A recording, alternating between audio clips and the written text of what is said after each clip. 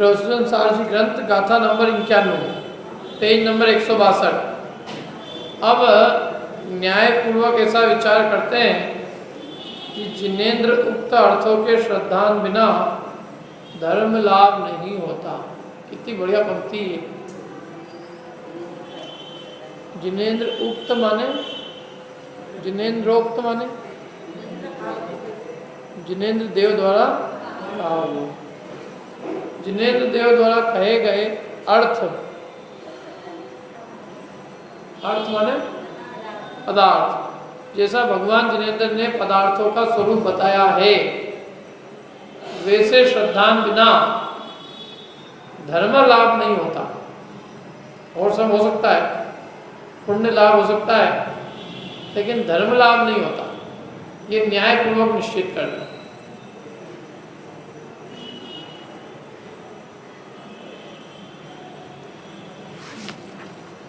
सत्ता संबद्धे सविशेषे जोइणेव सा मन्ने सत्तदिनसो समणो तत्तो धम्मो न संभवति।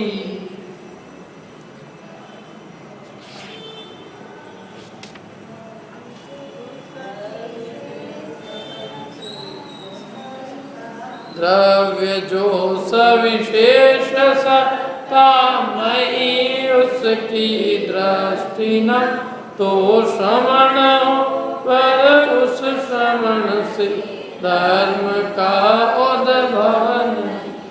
क्या कह रहे हैं? देखो एक गलती सुधार लेना। देखो आपकी किताबों में, नई किताब में ये गलती छपी है। क्यों? ये सत्तों की जगह तत्व आना चाहिए। मेरे को यही याद है। तत्व ये आपके इसमें क्या है? आपके इसमें जो हो वो सुधार दो उससे। दूसरी पंक्ति है ना जो गाथा की अपन ने पढ़ी, उसमें क्या है? समणों के बाद क्या लिखा हुआ है? सत्तो।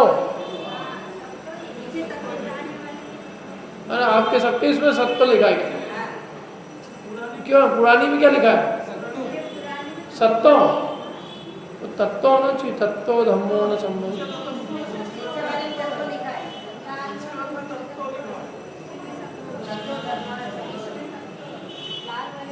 इसमें एक ना एक किसी तत्व है। हाँ, अब मेरे को मिल गया ना। बस प्राकृत में ही तत्व है ना, प्राकृत में ना तत्व। हाँ, ये याद तो तत्व ही है मेरे को। सत्व कहाँ से आएगी? तत्व ही सही दिखता है। तो उस सत्व को तत्व कर दो भैया सब। आपकी इसको भी तत्व, अच्छा पेन नहीं है, ठीक है। क्या कह रहे? देखो सत्ता संबद्ध दे, सत्ता संबद्ध। संबद्ध माने आज अपने टाइम पे चालू कर दी थी लोग ने। सत्ता संबद्ध, सत्ता संबद्ध माने सत्ता से संयुक्त। एदे इस प्रकार, सविशेष से, सविशेष माने विशेष सहित, भेद वाले, भिन्न भिन्न। इन सत्ता संयुक्त सविशेष पदार्थों को जो ही नेव सामान्य सद्दादि, जो ही नेव सद्दादि, जो श्रद्धा नहीं करता है, न सो समणो, न सो समणो है, न सो समणो, वह श्रवण नहीं है। और तत्तो उसके, धम्मो धर्म, न संभवधि संभावित नहीं है। सत्ता से संयुक्त और सविशेष माने भिन्न भिन्न पदार्थों की जो श्रद्धा नहीं करता है वो श्रमण नहीं है।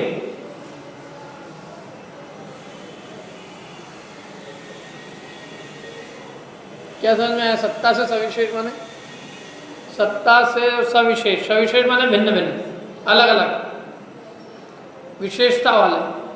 माने जो सब एक में खिचड़ी करता है वो अज्ञानी है।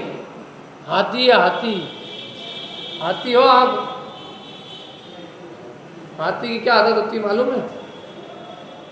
हाथी को लड्डू दो अकेला, तो हाथी जो है वो लड्डू के अकेले का स्वाद नहीं लेता है, लड्डू को घास में मिलाता है और लड्डू और घास को मिला के खाता है, और ये मानता है कि यहाँ शहर की घास बड़ी मीठी आती है। घास मीठी है कि लड्डू मीठे हैं, परंतु घास का ही जो है स्वाद लेने की आदत है, तो घास मीठी दिखाई देती, मीठी लगती है, मैंने घास को और लड्डू को मिला के एक में करके स्वाद लेने की आदत है। किसकी? हाथी की। करना क्या चाहिए था? घास का और लड्डू के स्वाद में अंतर करना था कि ये घास का स्वाद है और ये लड्डू का स्वाद है। एक में एक करे तो मूर्ख है, तो यही समझ में नहीं आ रहा उसको, लड्डू तो मीठा दिख नहीं रहा है और घास मीठी दिख रही है, और घास के ऊपर मोहित है। मोहित काय पे होना था? लड्डू पे। मोहित काय पे हो रहा है? घास पे। तो वो अज्ञानी समझा जाता है ना हाथी। ऐसे ही जो यहाँ पर सब पदार्थों को एक में एक करके श्रद्धान करता है, सबको मिला के खिचड़ी बना के श्रद्धान करता है। देह आत्मा सब एक ही। ज्ञान की उत्पत्ति कैसे होती? शरीर से। तो आनंद गाय में आ रहा है कि मिलजुल के आनंद भोग रहे हैं। शरीर भी सुख का कारण है, आत्मा भी सुख का कारण है, सब मिलके मिली-जुली पार्टियां सुख का कारण है। तो ऐसी जिसकी श्रद्धा है वो श्रमण नहीं है, भले ही श्रमणपना धारण किया हो, लेकिन श्रमणत्व उसमें नहीं है। मैंने मुनि अवस्था धारण की हो, लेकिन मुनिपना अभी उसमें नहीं आया है। क्यों नहीं आया है? क्योंकि उसने अभी पदार्थों का भिन्न भिन्न श्रद्धान नहीं किया। और तत्तो धम्मो न संभवति, उसके धर्म नहीं संभवित है, माने वो श्रमण नहीं है और उसके धर्म संभव भी नहीं है। कितनी गजब बात है। धर्म उसके संभव नहीं है दूर दूर तक, धर्मात्मा की संभावना भी उसमें नहीं है। क्या? जिसको ये बेसिक पदार्थों का भिन्न भिन्न श्रद्धान जिसको नहीं है, जो पदार्थों का अलग अलग नहीं देखता, अलग अलग श्रद्धान नहीं करता, वो श्रमण नहीं है, उसके धर्म संभव नहीं। ये है गाथा। क्या? सत्ता संबद्ध दे दे सविशेषे जोई नेव सामान्य न सद्दधि यदि सो समणो न सद्दधि न सो समणो तत्तो धम्मो न संभवधि। उसके धर्म संभव नहीं है। किसके धर्म? किसके संभव नहीं है? अपन क्या मानते? देखो, किसी ने भी, जैसे अपन ने मुनि दक्षा धारण करी तो अपन धर्मात्मा हो कि नहीं? परम धर्मात्मा। ये केवल कुंदकुंदाचार्य देव की ताकत है, अपनी नहीं है। कि वो ये कहते हैं साफ उठा के एकदम, क्या कि यदि तू पदार्थों का भिन्न भिन्न श्रद्धान नहीं करता है तो तू श्रमण नहीं है, तेरे धर्म संभव भी नहीं है। बोल, धर्मात्मा तो दूर, तेरे धर्म की संभावना भी नहीं है। अरे मैं यहाँ किसी को कह दूँ ऐसे, यदि किसी गृहस्थ को ही कह दें अपन तो ही अपने खबर ले ले। वो किसी को कह दो ऐसा, किसी को कुछ कह नहीं सकते। अब वो मुनिराज को कह रहे हैं ऐसा उठा के। बड़े बड़े महान आचार्य थे, दिग्गज, अपनी तो कोई सामर्थ्य नहीं। अभी तो वर्तमान में तो देखो कोई किसी को कहने का टाइम नहीं, कहीं मतलब अपनी छुट्टी कर ली। क्या? क्योंकि कोई अभी संसार अपने अपन भी उसमें ही है। कोई भी, जैसे कोई भी ये सुनना पसंद नहीं करता कि हम धर्मात्मा नहीं है। कोई पसंद करता? किसी को कोई को भी आप, मैं तो एक बात कहता हूँ कि यदि किसी को कुछ बोलना भी हो तो आप बोलो ही मत। क्या? क्योंकि अब वो संसार, वो जमाना गया, कौन सा बोलने का, अब बोला नहीं जा सकता क्योंकि कोई सुनने को तैयार नहीं। बल्कि और अपन बोलेंगे तो वो उसको बुरा लगेगा, तो जो मतलब परिणाम में द्वेष की उत्पत्ति होगी। तो इसके लिए चुपचाप रहना सबसे बढ़िया, मौन। लेकिन उन्होंने तो करुणा करके कई अपने साथियों को, उनके सामने जो श्रमण थे उनको कहा, ऐसे किसी श्रमण को कह दो उठा के, अरे तू पदार्थों का भिन्न भिन्न श्रद्धा नहीं करता है, तो धर्मात्मा तो बहुत दूर है, तेरे धर्म की संभावना भी नहीं है। समझ में आया आप थोड़ा गाथा का कितनी बड़ी एकदम गाली है एक तरह से कि तू नग्न हो भले ही, लेकिन तेरे धर्म का उद्भव भी नहीं होता, प्रारंभ भी नहीं होता, उद्गम भी नहीं होता। कब तक? जब तक तू पदार्थों का भिन्न भिन्न श्रद्धा नहीं करता है। तेरे को वेद विज्ञान पसंद नहीं है ना, तो तू श्रमण ही नहीं। तुझे स्वर पर का भेद विज्ञान नहीं स्वाद है, सबको एक में करके स्वाद लेने की आदत है, तो तू श्रमण नहीं है, तेरे धर्म संभव। ये कह रहे हैं यहाँ पे साफ। इसलिए तो मैं कह रहा हूँ ये उनकी ताकत है जो कुंदकुंदाचार्य देव ने जो अष्टपौड़ में कहा, यहाँ कहा, ये वे समर्थ आचार्य कह सकते हैं। आज का व्यक्ति तो उनकी बात पढ़ ले तो ही बहुत बड़ी बात है, वो क्या कहेगा, खुद से तो कहने ही नहीं सकते, उसकी है ही नहीं। और वो उनकी भी पढ़ ले तो उसकी बस जब तक जिंदगी चल रही है समझ लो चल रही है बस। मैं तो मान के चलता हूँ सबसे खतरनाक काम क्या है, धर्म सुनाना। क्योंकि इसमें क्या होता है, इसमें अपने और दूसरों के दोष ही बताए जाते हैं, और कुछ अच्छी बात बताई जाती। अब इसमें कोई आपको बहुत, इसमें आपकी प्रशंसा होनी नहीं है, आपकी भी नहीं होनी, जो भी मतलब उस मान्यता में बार बार प्रहार होगा और वो लोगों को अच्छा नहीं लगता। तो क्या है, बस सब ऐसा कह रहे, ऐसा कह रहे, ऐसा कह रहे, मैंने रोज रोज निंदा सुनने आए अपन, तो अपने को कितना अच्छा लगेगा। रोज अपनी, तुम ऐसा कर रहे हो, हे जीव क्या कर रहा है तू, है अच्छी बातें भी है, लेकिन फिर भी थोड़ा डंडा भी मारती ना जिनवाड़ी को। जब तक 36 इंच की छाती नहीं हो, हाँ वास्तव में मेरी भूल है, तब तक ये आदमी कौन सुने, अपनी भूल कौन माने। अभी तो ये चाहिए उसको सुनने के लिए कि हमसे बढ़कर कोई नहीं है, हम सबसे बढ़कर मान। यदि मैं यहाँ सबको रोज सर्टिफिकेट दूँ, एक को सम्यक दृष्टि का, एक को धर्मात्मा का, तो सबको अच्छा लगे। लेकिन ये तो सम्यक दृष्टियों के सर्टिफिकेट छीन लेने वाली जगह, सबके धर्मात्माओं के सर्टिफिकेट छीन लेते हैं, कोई धर्मात्मा नहीं। जब तक तुम ये काम नहीं करते हो तब तक धर्मात्मा नहीं। तो वो लोगों को रुचता नहीं है। परम सत्य की बात तो करना ही बड़ा खतरनाक है।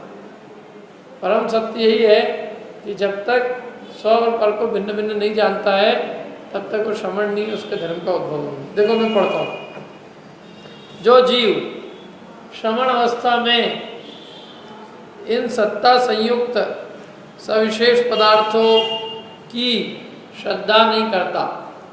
अब इसमें सत्ता संयुक्त और शब्द जोड़ा है, सत्ता संयुक्त मैंने सब सत्तावान पदार्थ है ना, सविशेष पदार्थों की माने भेद वाले, भिन्न भिन्न पदार्थों की, पदार्थ भिन्न भिन्न है, इस रूप से श्रद्धा नहीं करता। देखो एक मत है जिसका नाम है अद्वैत ब्रह्मवादी। मालूम है वो क्या मानता है, सारे पदार्थों को एक में करके एक ही जगत में सत्ता है, सब भिन्न भिन्न पदार्थ नहीं है। जैसे आपकी और मेरी सत्ता भिन्न भिन्न है, ऐसा हम मानते हैं। हम मानते हैं ऐसा है भी, दिन भर में जो आपने खाना खाया वो मैंने तो ही खाया। यदि हम दोनों एक है तो जो आपने आज रसगुल्ले का स्वाद दिया और स्वाद मेरे को भी आना चाहिए, इनके हाथ में लग गई मेरे को भी लगनी चाहिए, मेरे को भी दर्द होना चाहिए ना। लेकिन वो दर्द इनको हो सकता है, मेरे को नहीं, उसकी अनुभूति ये करना है मैं नहीं, बल्कि भिन्न भिन्न अनुभूति होती है। वक्ता को आनंद आ रहा है बोलने में, श्रोता घड़ी की तरफ देख रहा, अनुभूति भिन्न भिन्न हो सकती है। अपन धर्म में लीन हो रहे हो और सामने वाला वही उसी समय, भाई ये कब छूटेगी क्लास क्या। तो इसलिए सबकी अनुभूति अलग अलग है, लेकिन फिर भी वो क्या मानते हैं, अखिल विश्व एक ही है। तो अब ऐसे मत वालों में यदि कोई श्रमण भी हो, उनके यहाँ कोई मुनि भी हो, तो वो कह रहे हैं कि उससे कुछ नहीं होने वाला। क्या? भले वो कुछ भी करे, वो मसाले निकाल के भोजन करे, जैसे उनको भोजन देते हैं तो पानी से धो देते हैं, उसका मसाला निकाल देते हैं, उग्र से उग्र तप करे, ऐसे खड़े रह के हाथ ऊपर करके कई दिनों तक लटकाए रखते हैं, खड़गासन खड़े रहते हैं, एक पाँव पे खड़े रहते हैं। तो ये सब काम करे, परंतु वो मानता क्या है, एक अद्वैत ब्रह्म है जिसका सब मिथ्या है। ऐसे ही तुम मानते क्या हो, शरीर और आत्मा को एक मानते हो कि नहीं मानते? मानते हो ना? तो जाओ, तुमसे धर्म नहीं होने वाला। ठीक है रे, जो जीव श्रवण अवस्था में इन सत्ता संयुक्त अस्तित्व वाले सविशेष पदार्थों की, मैंने भिन्न भिन्न पदार्थों की श्रद्धा नहीं करता, मैंने इस रूप से श्रद्धा नहीं करता कि भिन्न भिन्न है, वह श्रवण नहीं है। क्या नहीं है? श्रवण नहीं है, और उसके धर्म का उद्भव नहीं होता, अर्थात उस श्रवणाभास के धर्म नहीं होता। श्रवण नहीं है मैंने एक तरह का श्रवण कह रहे कि श्रवण दशा धारण कर रखी है, वास्तव में क्या है? श्रवणाभास। श्रवणाभास श्रवण करने का आभास है नहीं, उसका धर्म नहीं होता। वो खतरा उससे ही है। बाजार में खतरा काय से? कोई सोना खरीदने गए तो काय से खतरा होगा? बताओ, कांच से? काय से खतरा होगा? लोहे से, पीतल से खतरा उससे, क्योंकि वो सोने जैसा दिखता है, तो वो सोने जैसा सोने मान के उसी को ही खरीदा जाएगा। क्या कि तो वो जो जिसमें नग्न दशा ही नहीं है उसको तो अपन नहीं कहते हैं, लेकिन जो है, लेकिन ये चीज नहीं है, तो वो कह रहे हैं उसको श्रवणाभास। और श्रवण वो माना जाएगा भाई, बाहर में उसका चिन्ह भी नहीं दिखेगा, उसको कौन मान रहा है श्रवण? क्या भाई, कांच की जैसी झलक भी नहीं होगी तो उसको हीरा कौन माना? थोड़ी बहुत तो चमक होनी चाहिए ना, कांच के अंदर भी कुछ चमक होगी तो ही उसको हीरा समझ के कोई ले लेगा। भाई इमिटेशन की ज्वेलरी भी कुछ तो लगनी चाहिए ना, कुछ भी नहीं होगी तो कौन खरीदेगा? अरे नकली रूप में भी कौन खरीदेगा? मैंने खतरा पीतल से है, क्योंकि उसको कोई सोना समझ के खरीद सकता है। तो ये खतरा इससे है, किससे? श्रवणाभास से। जो है ही नहीं, जिसमें कोई आभास, उसको तो कौन श्रवण मान रहा है? उसको तो यूं ही हम आउटराइटेड रिजेक्ट कर देते हैं, भाई इसमें तो वेश ही नहीं है, ये नहीं है। लेकिन अब क्या है कि जिसमें वेश है सब है, यहाँ तक कि बहिरंग गुणों का पालन भी है, सब है, लेकिन अब उसमें ये चीज नहीं है। क्या नहीं है?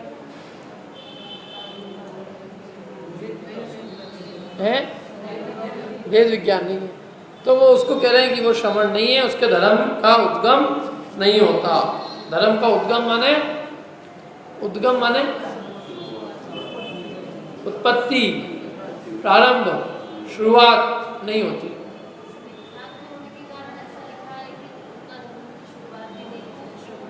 हाँ, मिथ्या दृष्टि है ना वो, तो मिथ्या दृष्टि के धर्म का प्रारंभ कहाँ से होगा? जो भी मिथ्या दृष्टि है वो सब अधर्मात्मा है। अपने धर्म का प्रारंभ हो गया। धर्म किसका नाम? रत्नत्रय का नाम। अपने को लोग भले ही सब धर्मात्मा कहती हो, लेकिन यदि सम्यक दर्शन नहीं है तो अपन केवल धर्म के मार्ग पे लगे हैं। अपन दिल्ली के लिए अभी रिक्शा में बैठे हैं, बाकी दिल्ली की ट्रेन में नहीं बैठे हैं। ऐसे अपन मोक्ष के मार्ग में हैं। काय में अपन? मोक्ष के मार्ग। मोक्ष का मार्ग क्या है? सम्यक दर्शन ज्ञान चाहिए। सम्यक दर्शन के प्राप्ति के उपाय में लगे हुए। जब तक सम्यक दर्शन नहीं होगा, वेद विज्ञान नहीं होगा, तब तक अभी हम धर्मात्मा की श्रेणी में नहीं आए। हो जाएगा तो हम धर्मात्मा कहलाएंगे। भले दुनिया कुछ भी कहे, दुनिया तो भाई अपन यहाँ आके बैठ जाते हैं थोड़ी देर तो दुनिया समझती है वो बहुत बड़ा है वो है, क्या अपन पूजा पाठ कर लो थोड़ा, अरे थोड़ा ही घर पे थोड़ा अपन थोड़ा भी धर्म की बात कर लो और कोई काम करने जाए तो बात तो यही कर सकते हैं अपन, बाहर तो नहीं कर सकते, बाहर तो आजकल खतरा है, लोग बिल्कुल अपने को अछूत समझ के एकदम वो करते हैं, अछूत आ गया,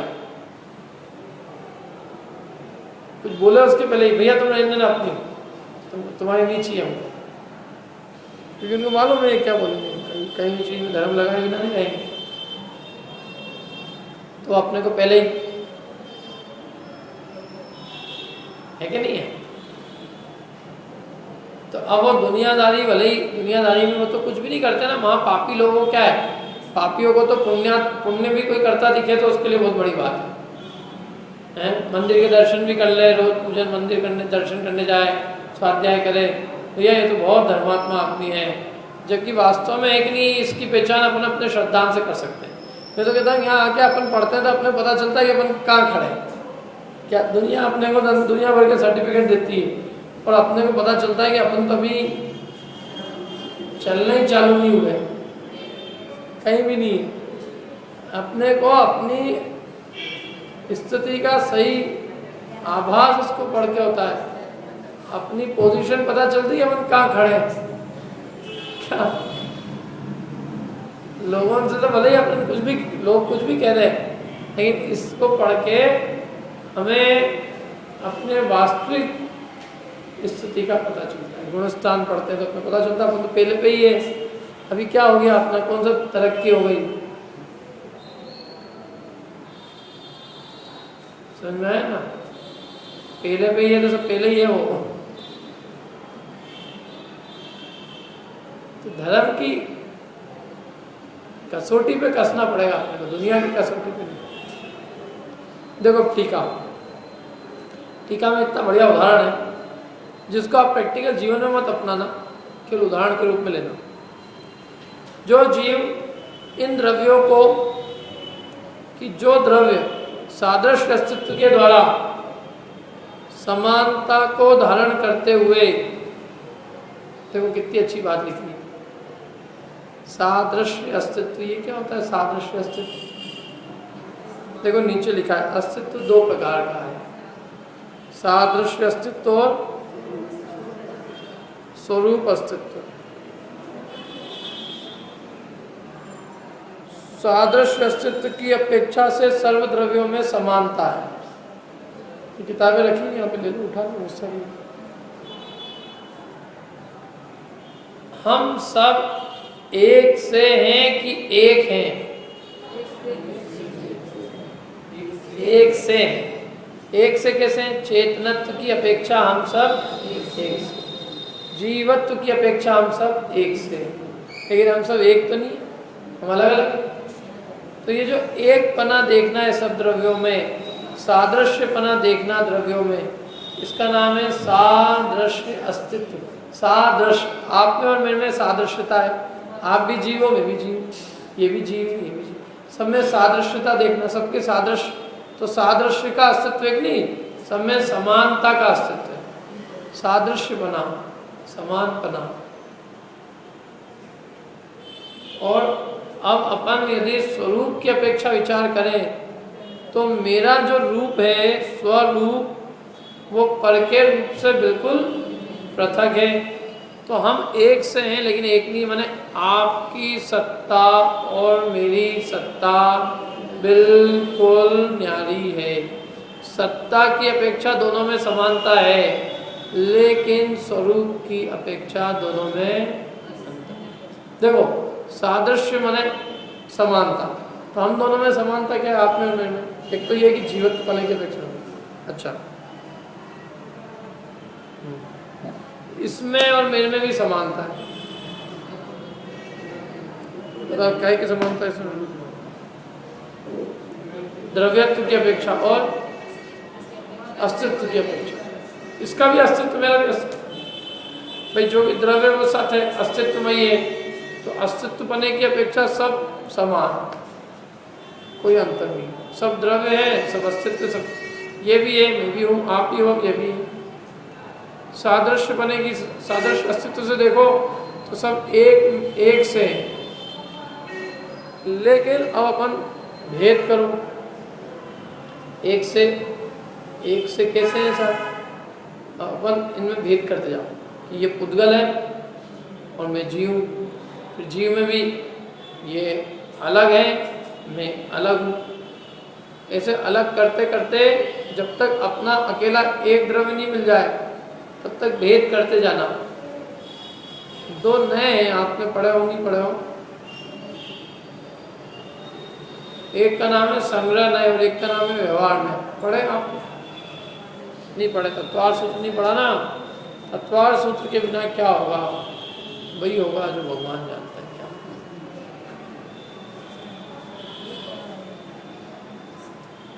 उसमें दिए कौन से अध्याय में? पहले अध्याय में। संग्रह नय का काम क्या है कि सब में समानता देखना, संग्रह करना। जैसे अपन सबका संग्रह कर, सब ये एक नाम लिया स्वाध्यायी। और व्यवहार नय का काम क्या? भेद करना। स्वाध्यायी कैसे? अलग अलग तरह के स्वाध्यायी कैसे? क्या कोई पुरुष है, कोई स्त्री है, कोई गोयल नगर का है, कोई तिलक नगर का है, कोई कहाँ का, आगे बैठने वाले, ये बालक है, कोई युवा है, कोई वृद्ध है। जैसे भेद करते जाओ, भेद करते करते जब भेद करना संभव ही नहीं हो, अकेला एक द्रव्य मिले तो वहाँ भेद रुक जाए। तो व्यवहार करता है भेद और संग्रह करता है इकट्ठा। संग्रह का काम इकट्ठा करना। जैसे हम सब हिंदुस्तानी, ये संग्रह नहीं की अपेक्षा हम सब एक है, इसकी भी जरूरत है। एकता देखनी है तो सब एक है, चाहे वो पाकिस्तानी हो, चाहे हिंदुस्तान मारवाड़ी हो, तो बंगाली हो, क्या हो, सब एक। लेकिन अपने को चिट्ठी भेजनी हो किसी को और ये लिख दो हिंदुस्तान, क्यों? सरिता जैन हिंदुस्तान, तो डाकिया पागल हो जाएगा। हिंदुस्तान सरिता जैन, वापिस करो तो वापसी में पता रमेश जैन हिंदुस्तान। अब कहाँ करे? कचरे में फेंकने के अलावा और क्या उपाय? किसा हम भेद नहीं करते। हम क्यों भेद करें? ये मध्य प्रदेश है और ये उत्तर प्रदेश है, ऐसे भेद हमको पसंद नहीं है। अरे तो भेद पसंद नहीं है, लेकिन उसका तो बेचारे को तो भेद करना ही पड़ेगा। वो भेद तब तक करना पड़ेगा जब तक कि एक मकान तक नहीं पहुंच जाए। तो भेद भी करना जरूरी है कि नहीं है? क्या? और कभी हम लड़ने लग जाए इस तरह से, हम तो मालवी है, और एक अपने देश में बहुत चलता है, पंजाबी हूँ, मैं बंगाली हूँ, मैं मराठी हूँ, मैं तेलुगु हूँ, मैं कन्नड़ हूँ, मैं गुजराती हूँ, आपा गुजराती छे। अरे बहुत ऐसा गिलगिला हो जाता है मन, बिल्कुल देख देख के एक दूसरे को। मराठी कढ़ी खाने वाले मराठी को देख लें, अरे अपनी भाषा बोलने लग जाते हो हैं, तिकड़े तिकड़े जो, बंगाली बंगाली में, कन्नड़ कन्नड़ में, तेलुगु तेलुगु में, मलयालमी मलयालमी में। क्या ऐसे बहुत सारे चक्कर है। ये तो आप ऑफिस में काम करो पता चलता है अपने क्या क्या चक्कर है, कितने सारे। अरे हम तो 3 राज्य एक जैसे, वहीं एक आंध्रा वाला, एक तेलुगु वाला, एक कर्नाटक वाला, वो तीनों अपने आप को महान समझे। और मैं तो उनके लिए एकदम नॉर्थ इंडिया को तो वैसे जैसे अछूत लोग हो, वही लोग, हम भी कोई आदमी लोग हैं नहीं। तो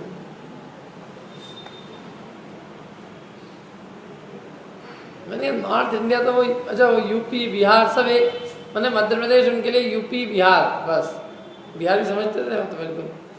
फिर वो बाद में जब मिले करे तो उनको समझ में आया कि थोड़ा अंतर है इनमें भी। इतने और गुड़ बने उनके अलग अलग, पूरे उनके चलते रहते उनके। तो मैंने कहा देखो तुम भले ही यहाँ आ गए हो, लेकिन अभी भी तुम में वो बातें अभी तक नहीं गई। अरे एक बात करा करो ना कि अपन सब यहाँ पे इंडियन है, बस खत्म बात। ये सब क्या है, ये सब इंडियन है अपन सब। ये तो अपने को देखो, जहाँ अपने को एकता चाहिए वहाँ अपने को ये प्रदेश भेद को मेटना पड़ेगा। और जब अपने को व्यवस्थाएं जमानी है कुछ, भाई घर का पता, घर की व्यवस्थाएं, तो उसके हिसाब से सब भेद करने पड़ेंगे। क्या पूरे देश को अपने को व्यवस्थित करना है, उसका मैनेजमेंट के लिए तो अपन उसको बांट देंगे कि भाई ये प्रांत अलग है, अलग अलग प्रांतों के हिसाब से बांट दिया, फिर उनमें डिस्ट्रिक्ट बांट देते हैं, फिर एक एक आदमी को नियुक्त करते हैं, तो वो व्यवस्था के लिए। लेकिन अंदर में भावनाएं यदि उस व्यवस्था की वजह से भारतीयता की भावना ही बढ़ जाए तो वो काय के वो नागरिक है वो सब। यदि उसको पूछे तू कौन, तो वो इंडियन की वही जगह में तेलुगु, मैं कन्नड़, मैं गुजराती, मैं मराठी। तो भाई साहब सबसे पहले बोलो कि मैं कौन, हिंदुस्तानी। तुम सबसे पहले हिंदुस्तानी हो, उसके बाद ये सब हो। तो मैं तुम सबसे पहले क्या हो, द्रव्य हो बस। ये जीव उद्गल, चुप, जीव और उद्गल कुछ नहीं चलेगा। सबका अस्तित्व एक नहीं है, इसका भी है, तेरा भी है, इसका भी। तो सब अस्तित्व की अपेक्षा सब समान, उसको कहते हैं सादृश्य अस्तित्व, सब में समानता।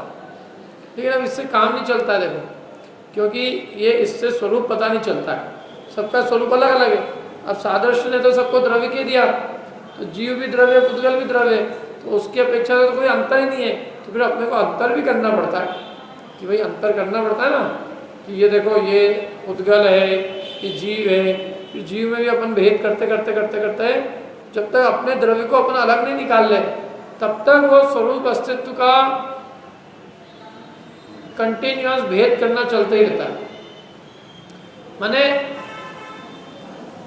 शुद्ध संग्रह में सबको अपने पेट में समाहित कर लेता है। शुद्ध संग्रह नय की अपेक्षा जिसका भी अस्तित्व है वो सब एक है। और व्यवहार नय का काम, जो शुद्ध संग्रह नय ने जो संग्रह करके दी है, व्यवहार का काम उसमें भेद डालते जाना है। और वो भेद कब तक डालेगा, जब तक कि भेद डालना संभव नहीं रहेगा। मतलब जब भेद करना संभव ही नहीं रहेगा, जब एक इंडिविजुअल, एक एंटिटी आ जाएगी कि अब इसमें हम कुछ भेद कर ही नहीं सकते, वहां जाके व्यवहार नय का काम समाप्त हो जाए। तो दो नय हुए, एक शुद्ध संग्रह नय जो सबको अपने पेट में समाहित करता है, और एक शुद्ध व्यवहार नय जो अकेले एक ही द्रव्य को पकड़ता है। अब इनके बीच के जितने भी है, जैसे हम सब, तो हम सब क्या में जाएंगे, संग्रह में कि व्यवहार में? अपन सब, मैंने अपन जितने भी मनुष्य बैठे हैं ये सब, तो ये एक अपेक्षा से संग्रह में भी जाएंगे। और अपन ने पुद्गल से भेद किया कि अपन अपनी बात कर रहे हैं, तो व्यवहार भी, मैंने वो अपेक्षाकृत देखना पड़ेगा। अपन ऊपर सत्ता की अपेक्षा से देखो तो व्यवहार है, सारे जीवों की अपेक्षा से देखो तो संग्रह है। तो बीच के आपेक्षिक संग्रह और व्यवहार, और ऊपर और नीचे के शुद्ध संग्रह और शुद्ध व्यवहार। जैसे सबसे बड़ा बच्चा वो शुद्ध बड़ा है, सबसे छोटा बच्चा शुद्ध छोटा है, और बीच वाले क्या समझते हैं? तो दो ही क्या कि तीन किसके हैं? जिसका तीन हो, कोई बीच वाला हो, है कोई ऐसा? कोई नहीं है। अरे योगेश जी, तो आप बड़े हो कि छोटे हो? अपेक्षा से बड़े भी हो सकते, छोटे भी हो सकते। तो आप किसकी अपेक्षा बात कर रहे हो? बड़े की अपेक्षा छोटे, छोटे की अपेक्षा बड़े, आपेक्षिक। जैसे परमाणु परम सूक्ष्म है, महास्कंद सबसे स्थूल, और बीच के जितने भी है, अभी स्थूल है कि सूक्ष्म है?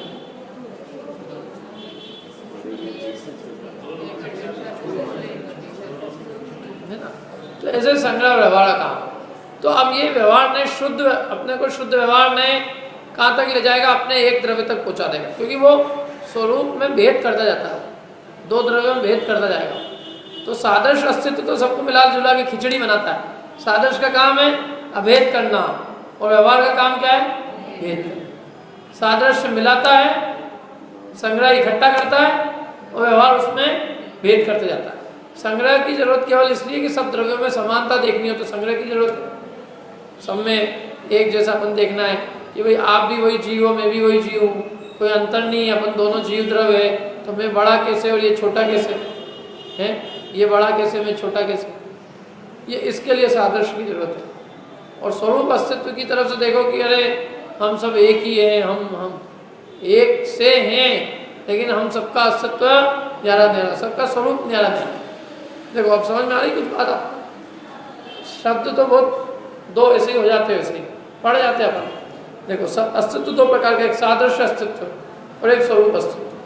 सादृश्य अस्तित्व की अपेक्षा से सर्व द्रव्यों में समानता है, क्योंकि सबका अस्तित्व है, सब समान है। और स्वरूप अस्तित्व की अपेक्षा से सारे द्रव्य अलग अलग है, समस्त द्रव्यों में विशेषता है, कोई किसी से मिलता नहीं, एक दूसरे से कोई द्रव्य मिलता ही नहीं, सब में अलग अलग है, सब अलग अलग।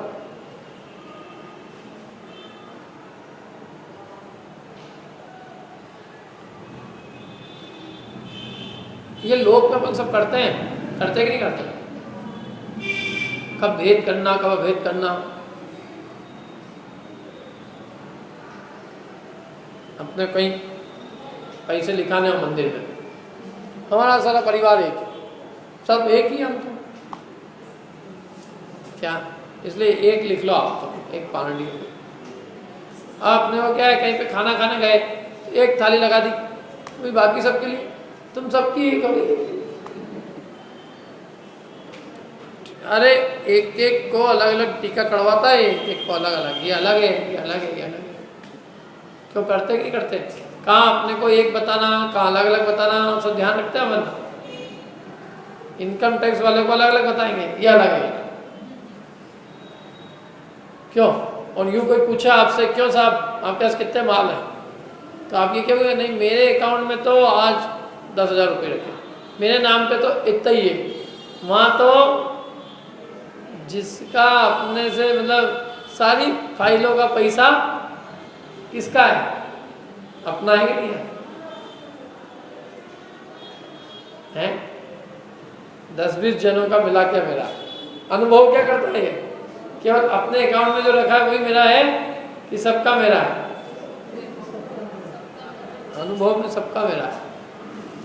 और वहाँ जब ऑफिसर आएगा, साहब कुछ है ही नहीं अपने पास, कुछ भी नहीं है मेरे पास, देखो मेरे नाम पे 10,000 रुपये मिल जाएगा। सब समझदार लोग बहुत तेज हैं, क्या सब बढ़िया लोगों ने इतनी स्कीमें निकाल रखी है, सब दूसरों के नाम पे करके बहुत तरह से आराम।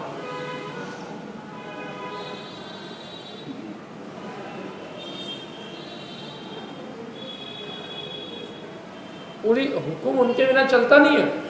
क्या हमारी माँ है, उनको कोई मतलब ही नहीं, मतलब क्या साइन करना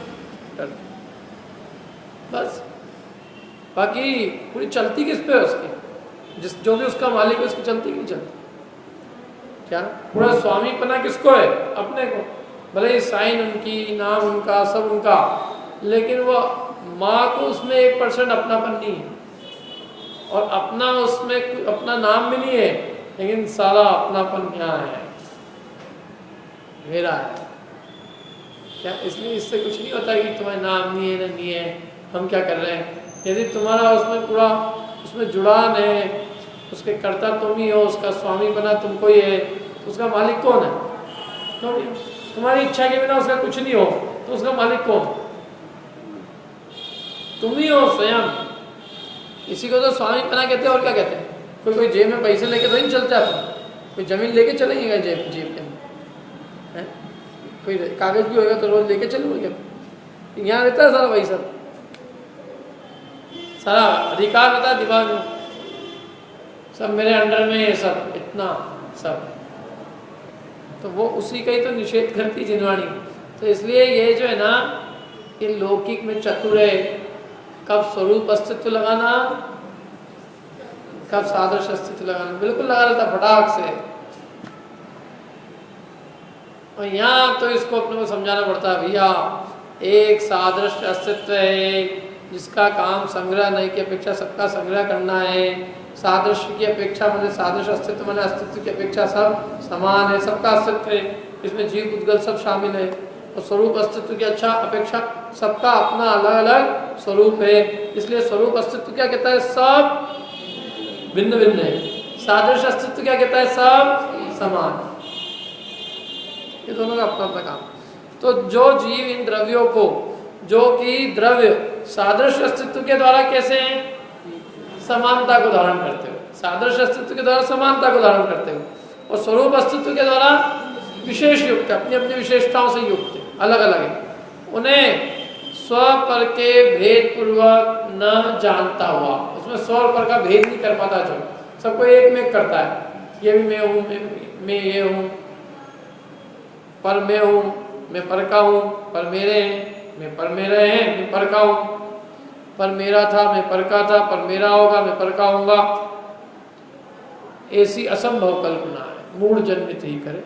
रात दिन ही चलता था, और क्या चलता था, सुबह शाम तक गृहस्थी किसका नाम है, जहाँ मूर्खताओं का अंबार चलता हो, जहाँ थपड़े चलते हो मिथ्यात्व के मोह के ऊंचे ऊंचे, एक किताब। अरे अपन ने तो इस बार, इस साल 25 जो भी है, मतलब अपनी संख्या होता था, इस बार अपन ने इतने छाप दिए, तुमने इतने ही छापे, मैंने तो और छाप दिए। अब की बार तो ये साल तो ऐसा रहा, वैसा रहा, मेरा किसान अपनी बातें बताता है, इस साल तो फसल बहुत अच्छी हो रही है, कॉटन वाला कहता है अरे नहीं, कॉटन का बिजनेस उससे भी अच्छा हो रहा है, दुकानदार कहता है बिक्री भी बहुत अच्छी हुई है, महिलाएं कहती अरे अब की बार तो खाने का स्वाद भी कुछ अलग ही आ रहा है। सब अपने अपने रामायण बघारते रहते हैं, चलता रहता है ऐसे।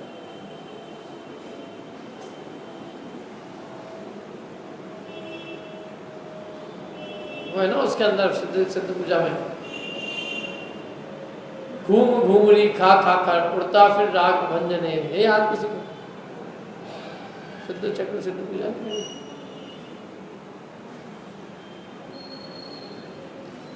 याद नहीं आ रही है। उड़ रहा गगन की गलियों में 84 के आंगन में, ना वो सिद्ध भगवान की पूजा में, मतलब ऐसी चलता फिर राग प्रभंजनीय, चलता फिर राग प्रभंजनीय, राग का प्रभंजन चालू रहता है, राग रंग की बातें चालू हो जाती है, जैसा कि अपन जाएंगे कर जाते क्या हुआ, राग रंग का नाम चालू है। तो ये जो है इनमें भेद नहीं करता, क्या माने ये स्व और पर का अंतर नहीं करता, एक में करता रहता।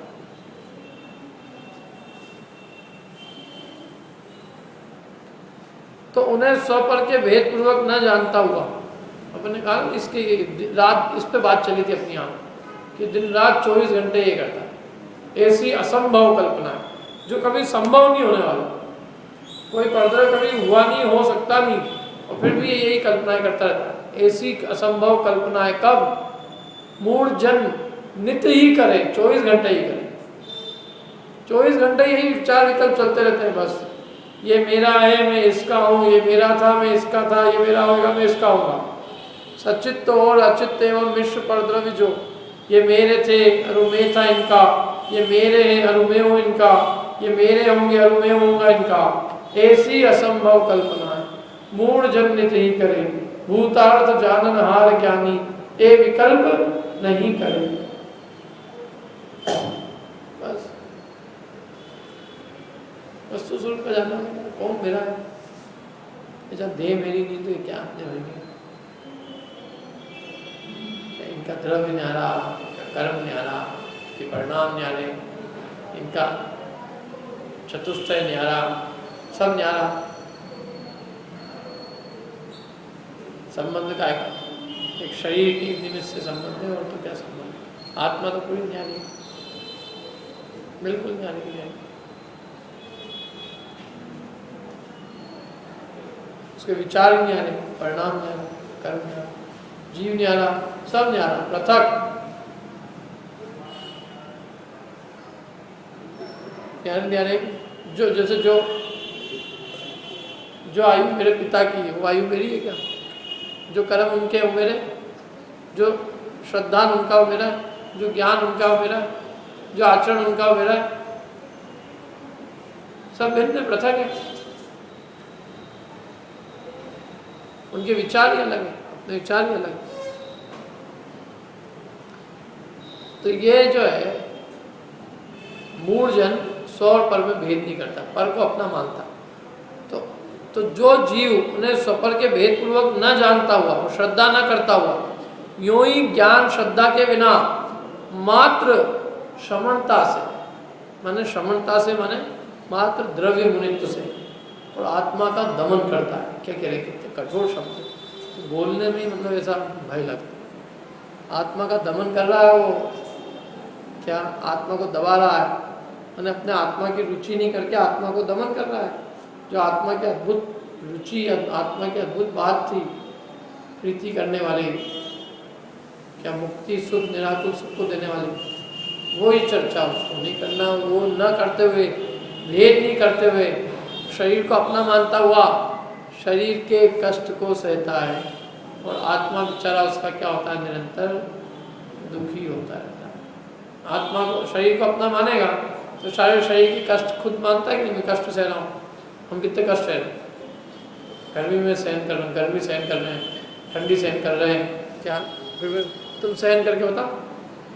भाई सहन करके बताओ मतलब क्या बात होती है, सहन करके क्या बताएं, सहन करना है क्या ये, क्या एक दिन तो सहन करके बताओ। भाई सहन ये तो आनंद की वस्तु है, इसको कष्ट की वस्तु ही क्यों मानना है। और कष्ट की वस्तु मान रहे हो तो वास्तव में आत्मा का तो दमन ही हो रहा है। तुम अपने आनंद को नहीं भोग रहे हो। आनंद भोगने वाला तो कहता है अरे इस आनंद को लूटो, वो यूँ कहेगा एक दिन कष्ट में रह के बताओ, क्या कहेगा, क्या कहेंगे बताओ, कष्ट भोग के बताओ कि आनंद भोग के बताओ। आनंद भोगा जाता है, मुनि अवस्था कष्ट वाली अवस्था नहीं है। जो ये मानता है कि कष्ट भोगने की अवस्था है तो वो वास्तव में उसका स्वरूप नहीं जानता, वो तो परमानंद की रूप अवस्था है। जहाँ परमानंद का भोग है उसका नाम है वो दशा। क्या देखो इसमें एक उदाहरण इतना बढ़िया दिया है कि ये बहुत जोरदार उदाहरण है, पर ये काम करना चालू मत करना। कोई श्रमणता से, द्रव्य मुनित्व से आत्मा का दमन करता है, वह वास्तव में श्रमण नहीं है, वो वास्तव में श्रमण नहीं है। इसलिए जैसे जिसे रेती और स्वर्ण कणों का अंतर ज्ञात नहीं है, उसे धूल के धोने से उसमें से स्वर्ण लाभ नहीं होता। क्या होता था पहले के ज़माने में, जहाँ सराफा रहता था ना, सराफा, तो उसकी क्या करते थे लोग, उसमें जो धूल, तो वो धूल को छानते थे और क्या होता था उसमें उनको थोड़ा स्वर्ण के कण मिल जाते थे, तो उनका काम चलता रहता था। अभी भी कई लोग करते हैं, नालियाँ निकालते हैं, नालियाँ करते क्या हैं, सूरत वगैरह में आज होता है।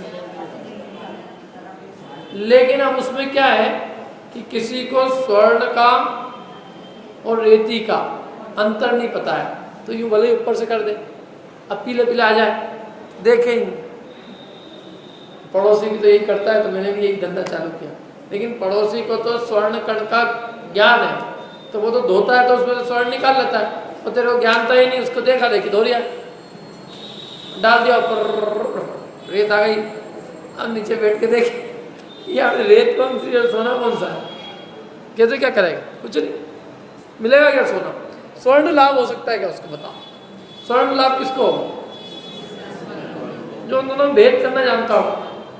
तो वो क्या करता है, उसमें सोना सोना निकाल लेता है और रेत को छोड़ देता है। क्या धूल धोया कहते हैं उसको, धूल धोया उस आदमी जो क्या करते हैं कि धूल वगैरह मतलब इसको धोते हैं, गंदगी धोते हैं, और उसमें से देखते हैं कि उसके अंदर से क्या सिकता सोना क्या क्या है। सोने के ज्ञान होने से वो सोने को निकाल लेते हैं और सोने का लाभ भोगते हैं। लेकिन जिसे सोने का लाभ नहीं होता, जिसे सोने का ज्ञान नहीं होता, वो उसको देखकर और क्या धूल को धोता भी है, लेकिन तो भी उसको कुछ भी स्वर्ण लाभ नहीं होता, क्योंकि उसको ज्ञान ही नहीं क्या क्यों कर रहा है। क्या अंतर तो खुद को पता होना चाहिए ना। ऐसे ये जो है अन्य की क्रिया देख करके मुनिराज ऐसे अति आनंद को भोग रहे हैं, तो उनको देखकर वैसी क्रिया करने लग गया। लेकिन इसे अभी स्वपर का कुछ विवेक है ही नहीं कि वे तो आत्मिक आनंद को भोग रहे हैं, और ये आत्मा को जानता ही नहीं, आत्मा और शरीर को भिन्न भिन्न जानता ही नहीं है। तो ये तो और बल्कि शरीर के कष्ट को भोगता है, बैठा रहता है, तो कुछ हो ही नहीं रहा, ये बैठे इतने देर 4000 राजा आदिनाथ भगवान को देख के दीक्षित हो, महाराज खड़े ये भी खड़े रहे बहुत देर तक। जैसे बच्चे होते हैं ना, कितने ही अपन माला फेरो तो ही माला फेरो, देखते थे मम्मी कब उठेगी, कि मम्मी उसकी तरफ एक तो अपना काम, माला फेरते तब देखते तो ही नहीं, तो बच्चा भी कहता तो तुम भी क्यों देख रहे हो मेरी तरफ,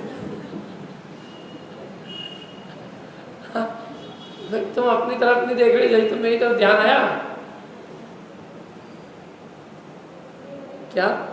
तो वो बैठने से थोड़ी नहीं है कि ऐसे बैठ गए, अब बैठ के क्या करना है ये तो उसको भान होना चाहिए ना कि क्या करना है। तो भले ही वो सारी क्रियाएं वैसी पालता है कि भाई मुझे ये पालना है, तो उनको देखा देखी करता है, ये ऐसे करते हैं तो अपने को भी ऐसे करना, मैंने जैसे नकल सीख लेते ना, नकल तो सीख ली, लेकिन वो जो अंदर में जो वो भेद विज्ञान वाली बात है वो उससे शून्य है।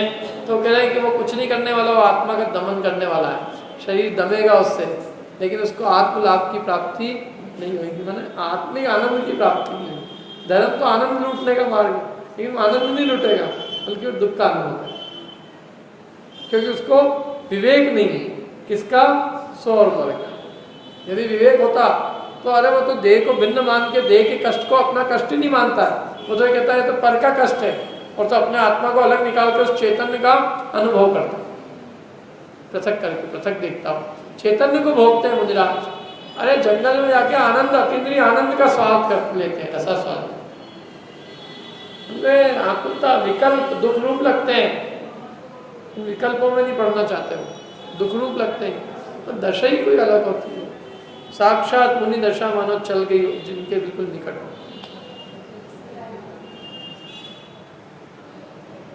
क्या मुक्ति जिनकी बिल्कुल मतलब मानो बाढ़ जो हो रही है, ऐसी अद्भुत। अरे उन्हें मैं बंधा हूँ, मैं मुक्त हूँ, ये विकल्प भी जिन्हें नहीं सुहाते, आत्मा संबंधित चिंतन में जिन्हें नहीं सुहाता, ऐसे अंतर में लीन होते हैं निरंतर हर अंतर मुहूर्त में। बाहर आते हैं तब जरूर इन विकल्पों में आते तो श्वास की रचना करते हैं, श्वास को अपने, लेकिन हर क्षण क्षण में अपने लिए अंतर आत्मा का रसास्वादन करते हुए, आत्मा के विभव का स्वाद लेते हुए, आत्मा की मस्ती भोगते हुए ऐसे रहते हैं, अंतर्मुख में अपने निज चैतन्य स्वरूप से बातें करते हुए। दशा कोई अलौकिक होती है। इसी प्रकार उसमें से श्रवणाभास में से क्या है, वो श्रवणाभास है और कुछ नहीं, आभास है, वह एक वो वेश धारण कर लिया, उसमें कुछ नहीं, बल्कि वेश भी धारण करने के बाद उसमें वो चीज तो होनी चाहिए ना। उसमें क्या अष्टपौर में तो इतना लिखा है, नट होते हैं, नट किसी के ध्यान, तो नट भी जो वेश धारण करते हैं तो पूरा कम से कम वैसा होता है, उसमें कोई कमी नहीं लगने देते, ये तो नट भी नहीं है। इसी प्रकार उसमें से श्रवणाभास में से निरूप राग, निरूप राग मतलब नीचे दिया अर्थ, राग रहित, मलिनता विकार रहित, निरूप राग आत्म तत्व की उपलब्धि लक्षण वाले धर्म लाभ का उद्भव नहीं होता। धर्म किसका नाम है, धर्म का लक्षण क्या है बताओ, ये परीक्षा में आएगा तो क्या लिखोगे, धर्म का लक्षण बताइए, इसको पढ़ो, इसमें क्या लिखा है, नहीं यहाँ क्या लिखा है देखो, धर्म लाभ का लक्षण क्या है, निरूप राग आत्म तत्व की उपलब्धि, ये लक्षण है। धर्म का लाभ हो गया अपने को कि नहीं हुआ, धर्म लाभ लेने के लिए आए ना आप यहाँ, तो हो गया कि नहीं धर्म लाभ। यदि ये प्राप्ति हो गई, मलिनता विकार रहित आत्म तत्व की उपलब्धि है तो धर्मात्मा है। निरूप राग आत्म तत्व की उपलब्धि ही धर्म लाभ का लक्षण है। यदि निरूप राग आत्म तत्व की उपलब्धि नहीं है तो धर्म नहीं। अरे मैंने ऐसा मलिनता विकार तो कहाँ चले जाते, कषाय का अंश जहाँ नहीं दिखे, मिथ्यात्व कषाय कहाँ चले गए मानो दिखते नहीं। ऐसे बिल्कुल निर्विकार आत्मस्वरूप की उपलब्धि होना, चैतन्य निर्विकार चैतन्य की अनुभूति कि आत्मा में रागादि भाव नहीं, विकार नहीं, मलिनता नहीं, ऐसी अनुभूति मैंने द्रव्य स्वभाव से मैं ऐसा हूँ।